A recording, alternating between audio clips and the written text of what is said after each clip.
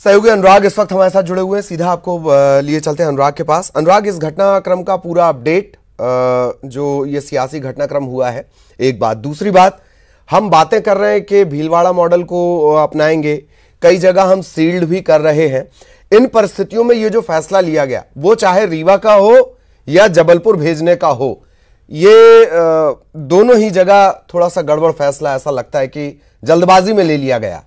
अनुराग। बिल्कुल ललित, देखिए ये एक बड़ी चूक इसको कहा जा सकता है, क्योंकि न सिर्फ जबलपुर की जेल में एक कैदी को भेजा गया था, बल्कि सतना में भी जो इंदौर का जो सबसे चर्चित घटनाक्रम हुआ था, जहां पर पुलिस और स्वास्थ्य कर्मियों के साथ पथराव और हमले की घटना हुई थी, वहां से जो जिन लोगों को गिरफ्तार किया गया था, उनमें से 2 लोगों को सतना में शिफ्ट किया गया था। और जब उनकी रिपोर्ट निकल कर आई तो वो पॉजिटिव निकले, और इस बात को लेकर सतना में भी खासा हड़कंप मच गया था। और आनन फानन में उन दोनों मरीजों को अब रीवा में शिफ्ट किया गया, जहां पर संजय गांधी अस्पताल की तीसरी मंजिल पर उनको रखकर उनका इलाज कराया जा रहा है। लेकिन अभी तक रीवा में कोरोना पॉजिटिव का कोई केस सामने नहीं आया था। ऐसे में इन 2 मरीजों को रीवा में शिफ्ट किए जाने को लेकर अब सियासी बवाल उठ खड़ा हुआ है, क्योंकि रीवा में इस बात का विरोध अब तेजी के साथ हो रहा है कि इन 2 कोरोना संक्रमित को आखिर रीवा जैसी सुरक्षित जगह पर क्यों लेकर लाया गया है। कांग्रेस इसका पुरजोर तरीके से विरोध कर रही है। और अब जो पूर्व मंत्री हैं और जो वहां के स्थानीय विधायक हैं,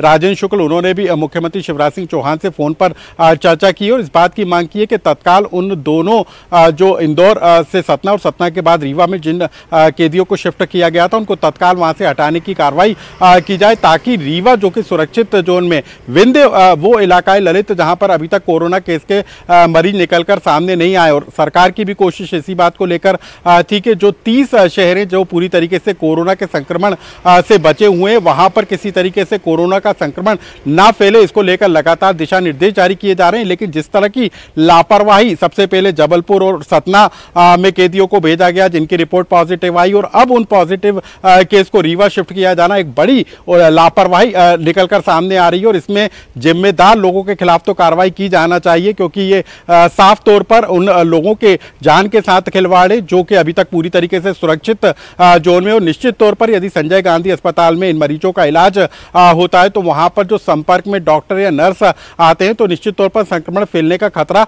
बन सकता है। तो ऐसे में अब इस पूरे मामले को लेकर विरोध तेज हो गया और पूरा का पूरा मामला मुख्यमंत्री शिवराज सिंह चौहान के संज्ञान में भी लाया गया। और अब देखना ये होगा कि क्या उन 2 से 3 जो कैदी बताए जा रहे हैं उनको क्या वहां से कहीं और शिफ्ट किया जाता है, या क्या अब उपाय सरकार करती है। ये वो दौर चल रहा है अनुराग की, अगर कोई शिकायत कर रहा है, जैसे अभी एक खबर हमने चलाई कि व्यापारी ने शिकायत की, फोन पर जो पुलिस का अधिकारी था उसके खिलाफ कार्रवाई कर दी गई।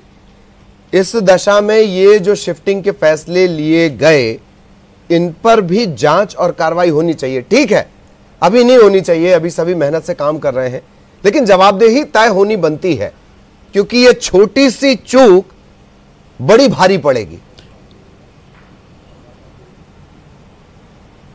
बिल्कुल ललित, देखिए यदि ये छोटी सी चूक बड़ी लापरवाही में तब्दील हो जाती है तो अंदाजा लगाया जा सकता है कि सरकार जो कोरोना संक्रमण को रोकने के लिए जो कदम उठा रही है उस पर कितना असर पड़ेगा। और ये पहली लापरवाही नहीं है, क्योंकि जबलपुर में जिस कैदी को रखा गया उसकी रिपोर्ट पॉजिटिव आई, सतना में जिन कैदियों को पहुंचाया गया उनकी रिपोर्ट पॉजिटिव आई, और उन्हीं कैदियों को रीवा में शिफ्ट कर दिया गया। ये एक बार की चूक नहीं है, लगातार इस तरह की चूक जेल प्रशासन के द्वारा या फिर कहें कि जो राज्य स्तर पर जो आला अधिकारी बैठे उनके स्तर पर की जा रही है। तो ऐसे गंभीर मामलों में किसी की ना किसी की जवाबदेही तय की जाना चाहिए, और ऐसे में कार्रवाई भी निश्चित तौर पर की जाना चाहिए। कार्रवाई किस तौर पर होगी ये एक अलग बात है, लेकिन आगे इस तरह की गलतियों को ना दोहराया जाए, इस तरह के मामले आगे ना बढ़े, इसको भी गंभीरता से लेने की जरूरत है। और अब रीवा में जबकि ये पूरा मामला सरकार के संज्ञान में आ गया है, तो इस पर भी देखना होगा कि अब किस तरीके के कदम उठाए जाते हैं और आगे भविष्य में किस तरीके के कदम या एहतियात बरती जाएगी, ये भी देखने वाली बात होगी।